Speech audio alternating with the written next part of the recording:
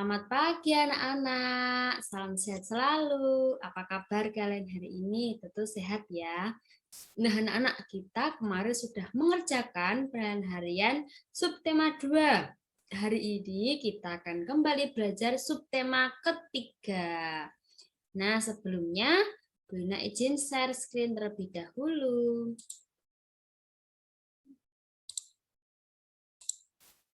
Nah, apakah sudah terlihat? Tunggu ya.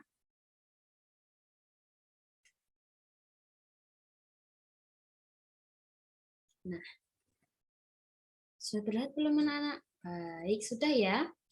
Nah, kita akan memasuki subtema 3 pembelajaran 1. Nih, di sini terdapat beberapa benda. Ada 5 benda. Kita akan mengetahui kegunaannya. Nah, kita akan bahas terlebih dahulu dari yang pertama. Nah, amati benda-benda berikut ini, kemudian tulislah kegunaannya. Kita akan bahas dulu ya. Nah, yang pertama ini gambar apa? Nah, ini adalah gambar tas. Nah, kemudian ada gambar, ada benda, buku.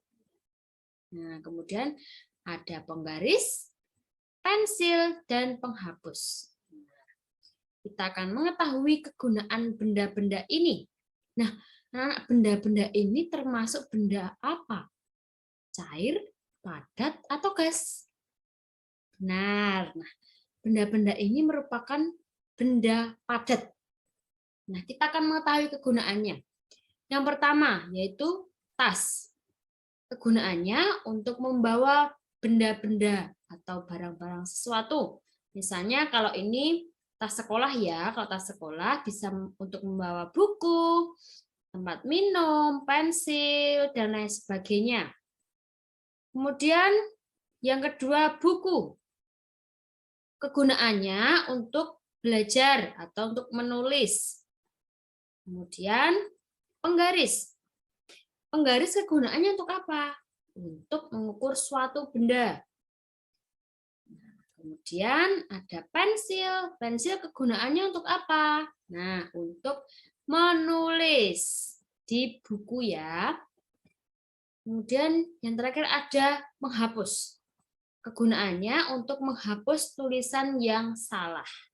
Nah, itu tadi adalah benda-benda padat dan kegunaannya. Nanti kalian bisa mengamati ada benda padat apa saja yang ada di sekitar kalian. Kemudian kalian juga bisa menyebutkan, oh ini ada gelas misalnya. Gelas itu digunakan untuk minum.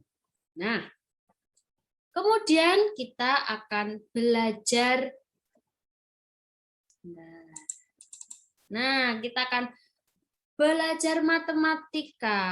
Kemarin kalian sudah belajar perkalian dan pembagian ya, sudah jelas ya kemarin ya. Nah, kita akan melihat satu contoh berikut ini. Diperhatikan ya. Nih. Kita ketahui dulu bentuk perkaliannya. 3 dikali 4. Hasilnya berapa? 12. Nah, kita akan merubah ke bentuk pembagiannya. Tadi 3 dikali 4 itu 12. Kemudian kita akan bentuk ke bentuk pembagiannya. 12 dibagi 4, hasilnya 3. Kok bisa, Bu Lina? Ya, kita akan mengetahui ya. Tadi dari 3 dikali 4, hasilnya kan 12. Nah, diubah menjadi 12 dibagi 4 ini. Lalu kan tadi 3-nya ini kan hasilnya. Nah, jadi 12 dibagi 4 yaitu 3. Atau 12 dibagi 3 hasilnya 4. Kok bisa, Bu? Ya, karena 3 dikali 4 hasilnya 12. 4-nya ini adalah hasilnya tadi. Hasilnya ini. Lalu 3 dan 12 ini yaitu diubah menjadi 12 dibagi 3. Jadi Guna ulangi. Kalau diubah menjadi bentuk pembagiannya itu, nanti kalian tulis dulu. Hasilnya ini tadi ditulis dulu. Nah, 12 dibagi 4, 3. Atau 12 dibagi 3 yaitu 4. Nah, jadi 12 itu bisa dibagi dengan 4, bisa juga dibagi 3. Nah, kemudian kita akan lihat satu contoh ya. Nih. Ada soal 6 dikali 4, hasilnya 24. Lalu kita akan merubah ke bentuk pembagiannya. Nah, kita tulis dulu di sini hasilnya yang ini. 24 di sini dibagi berapa? Bagi berapa? Dibagi dengan 4 dulu. Di sini. Hasilnya berapa? 6 ditulis di sini. Atau 24 ditulis di sini dibagi 6. 6-nya ini dari sini. Ditulis di sini. Hasilnya berapa? 24 dibagi 6, yaitu 4 ditulis di sini.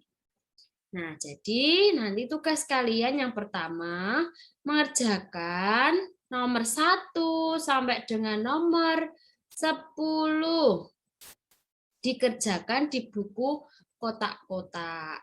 Apakah sudah jelas? Tentu anak-anak sudah bisa ya. Nanti bisa melihat contoh di atas ini. Baik, kita lanjutkan. Nah, ini ada beberapa gerakan tari. Ini kita akan pelajari. Kalian anak-anak boleh mempelajari terlebih dahulu. Nanti kalau di hari Kamis atau Jumat nanti kita akan mencoba menari bersama. Ini kalian pelajari terlebih dahulu. Meskipun kalian kemarin tidak berlatih lagu perahu kertas, namun kita akan belajar gerakannya.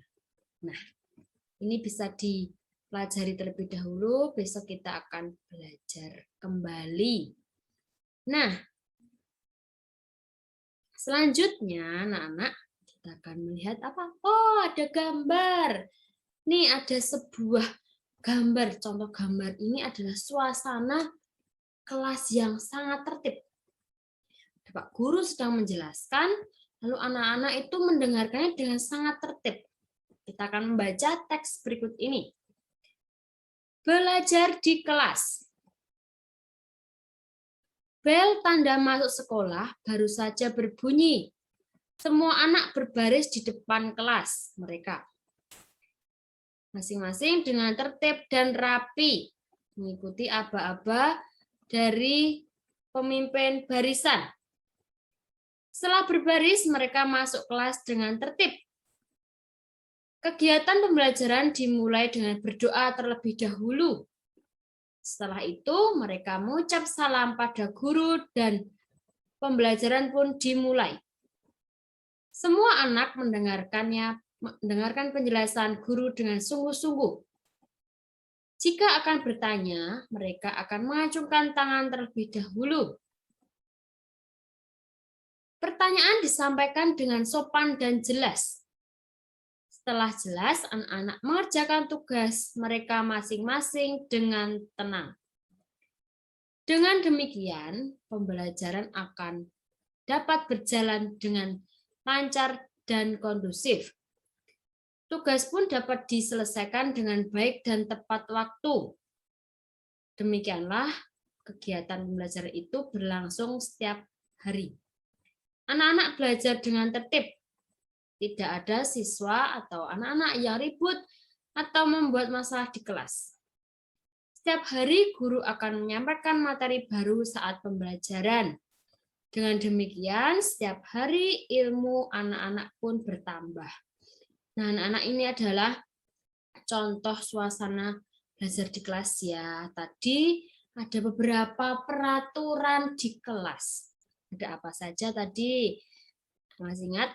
Dulu waktu kalian kelas 1, kalau ada tanda bel berbunyi, kalian langsung berbaris di depan kelas dengan rapi dan tertib. Nah, ini adalah berbaris di depan kelas dengan tertib. Ini adalah satu peraturannya. Kemudian, sebelum belajar harus berdoa. Berdoa terlebih dahulu. Lalu, kalau sudah berdoa, mengucapkan salam kepada guru. Selamat pagi Bu Lina atau selamat pagi Bu Linda. Kalau di kelas besok seperti itu ya. Kemudian anak-anak tuh mendengarkan penjelasan dari guru dengan sungguh-sungguh. Nah, ada lagi peraturannya, yaitu mereka akan mengacungkan tangan terlebih dahulu saat mau bertanya. Jadi kalau mau bertanya itu harus angkat tangan terlebih dahulu, tidak langsung menyebutkan pertanyaannya. Agar apa anak-anak? Agar kelas tidak ribut, tidak saling aku dulu itu tidak. Harus bergantian. Nah, setelah selesai bertanya jawab, diskusi, kalian ada tugas dari guru itu dikerjakan dengan tenang agar dapat selesai dengan baik dan tepat waktu. Nah, kemudian kita akan melihat, ini ada beberapa pertanyaan. Kita bahas ya. Yang pertama, masih ingat kemarin kalau ada soal seperti ini dijawab dengan lengkap ya. Yang pertama, apa yang dilakukan anak-anak setelah bel berbunyi? Yang dilakukan anak-anak setelah bel berbunyi yaitu berbaris di depan kelas ya. Itu adalah nomor 1. Kemudian nomor 2, kapankah anak-anak mengucapkan salam pada guru? Anak-anak mengucapkan salam pada guru ketika selesai berdoa. Ini tadi ya. Nih. Kegiatan pembelajaran dimulai dengan berdoa terlebih dahulu. Setelah itu mereka mengucapkan salam pada guru. Kemudian nomor 3. Apa yang dilakukan jika anak-anak akan bertanya kepada guru? Yang dilakukan jika anak-anak akan bertanya kepada guru yaitu mengacungkan tangan terlebih dahulu agar tidak ribut. Nah, nomor 4. Apa yang menyebabkan pembelajaran dapat berjalan dengan lancar? Yang menyebabkan pembelajaran dapat berjalan dengan lancar yaitu pertanyaan disampaikan dengan sopan dan jelas. Lalu anak-anak juga mengerjakannya dengan tenang. Nah, nomor 5. Tuliskanlah sedikitnya 3 aturan mengikuti pembelajaran dalam kelas. 3 aturan mengikuti pembelajaran dalam kelas. Yang pertama tadi apa? Bertanya dengan sopan dan jelas. Yang kedua, mengerjakan tugas dengan tenang. Nih, dengan tenang. Ada lagi? Ya, ada lagi Bu. Ya. Kemudian tidak ribut di kelas atau membuat masalah di kelas. Ada lagi? Nah, ini tugas dapat diselesaikan dengan tepat waktu dan baik. Dan masih banyak lagi aturan dalam kelas. So, kalian kalau sudah masuk, tentu pasti akan mendengarkan peraturan yang ada di dalam kelas kalian. Kita lanjut. Nah, ada apa ini Bu Lina? Ya, ini ada beberapa benda-benda padat, cair atau gas ini anak-anak. Benar, ini adalah contoh benda apa ya? Benda cair, Bu Lina. Iya, benar anak-anak. Ini ada contoh benda cair. Nah, ada apa? Kecap, minyak, air putih, sirup, dan sirup warna merah, dan sirup warna orange. Nanti tugas kedua anak-anak yaitu menuliskan nama benda. Nanti kalian membuat tabel terlebih dahulu. Kemudian menuliskan kegunaannya. Dari sini nomor 1, nomor 2, nomor 3, nomor 4, dan nomor 5. Ditulis di tabel ini nomor 1, kecap. Kegunaannya untuk apa? Ditulis ya. Itu adalah tugas yang kedua. Dikerjakan di buku tulis tematik. Apakah sudah jelas anak-anak? Tentu sudah ya. Kita lanjut. Oh, kita akan mengetahui ada Dimas dan teman-temannya sedang apa ini ya, Bu? Oh, ini Dimas dan teman-teman sedang mengikuti pembelajaran olahraga, anak-anak. Nah, menurut instruksi guru, mereka melakukan gerak saling mendorong dengan menggunakan bola.